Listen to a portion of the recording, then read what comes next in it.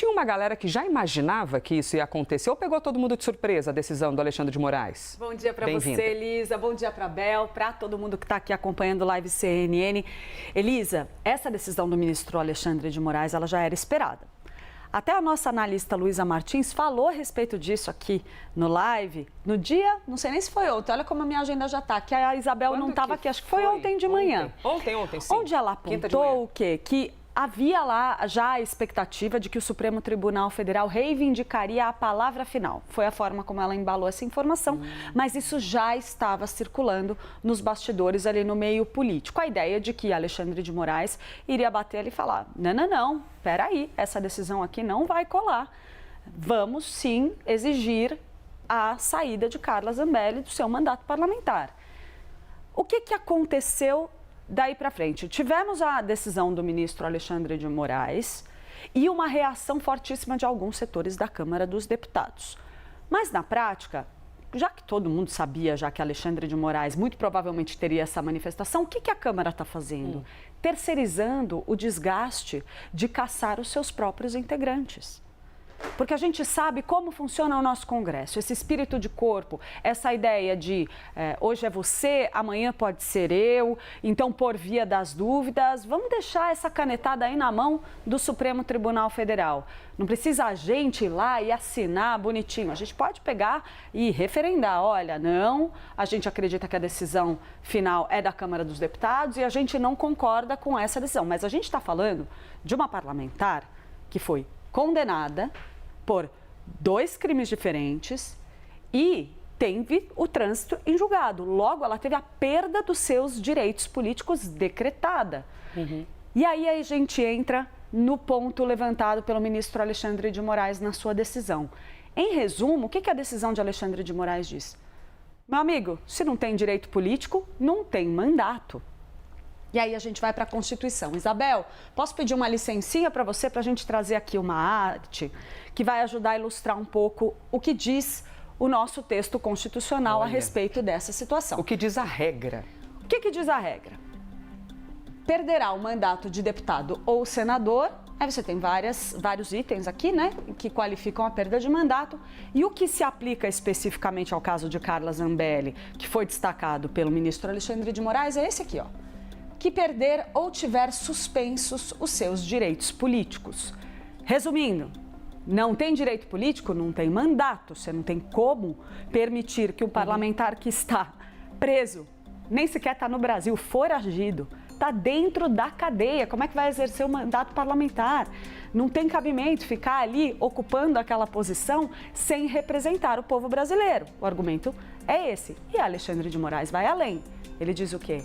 Olha, temos precedentes. E olha só, precedentes decididos por alguns dos meus colegas de Supremo Tribunal Federal. E aí, ele já dá indicativos de que ele entende que há, sim, respaldo dos seus próprios colegas lá na corte para esse entendimento. Mas por que a oposição tem esse argumento também forte de dizer, a oposição ao governo Lula, estou falando, né? Que consta ali como muitos defensores do mandato de Carla Zambelli, por isso que eu estou mencionando esse campo político. O que eles dizem? A gente viu parlamentares, como por exemplo Rogério Marinho, senador, um quadro importantíssimo, dizendo não, essa decisão está equivocada, ela contraria a Constituição, porque a premissa é da Câmara dos Deputados. Olha. Por quê? Vamos para o outro trecho desse mesmo artigo, artigo 55 da nossa Constituição Federal. Então a divergência é no mesmíssimo artigo, é isso? No mesmíssimo artigo. Nos casos dos incisos 1, 2 e 4, 4 é aquele que eu mencionei, a perda do mandato será decidida pela Câmara dos Deputados ou pelo Senado Federal por maioria absoluta mediante provocação da respectiva mesa ou de partido político representado no Congresso Nacional, assegurada a ampla defesa. Então, de fato, você tem no mesmo artigo um ponto que devolve à Câmara dos Deputados esse entendimento, mas o que eu compreendo da leitura da íntegra da decisão do ministro Alexandre de Moraes é o seguinte: cabe à Câmara referendar o que está aqui naquele inciso 4º e não rever essa decisão. Nossa, Clarice. Então, tem juristas que têm um entendimento para um lado, tem juristas que têm entendimento para o outro. Inclusive, tem um material muito interessante do Caio Junqueira, que ouviu especialistas sobre isso lá no site da CNN Brasil. Se você quiser entender um pouco melhor o viés jurídico dos que estão do lado da Câmara e dos que estão do lado do Supremo, basta dar uma olhadinha lá. Mas, na prática, vamos pensar do ponto de vista racional, né? Esquece o jogo político, esquece esquerda-direita, esquece Carla Zambelli, esquece Alexandre de Moraes. Como é que uma parlamentar vai exercer o seu mandato de dentro da cadeia, fora do Brasil? Que sentido faz ela ocupar essa cadeira? Então, pela lógica, faz perfeito sentido que ela perca o mandato, afinal de contas ela foi condenada. Aí você tem alguns parlamentares ali, bolsonaristas, que disseram, não tem provas contra a Carla Zambelli. Mas como assim não tem provas? Podem até querer dizer que a condenação no Conselho Nacional de Justiça sobre aquele caso da invasão do sistema é nebulosa. Mas e no caso em que ela persegue um homem na rua com uma arma na mão a gente tem imagem, e tem um inclusive. vídeo? Como assim não tem prova? Então, assim, não há injustiça nessa cena. Vamos conversar. É uma condenação dada, registrada, sacramentada e, de qualquer forma, a nossa justiça decidiu assim. Decidiu que ela perdeu seus direitos políticos.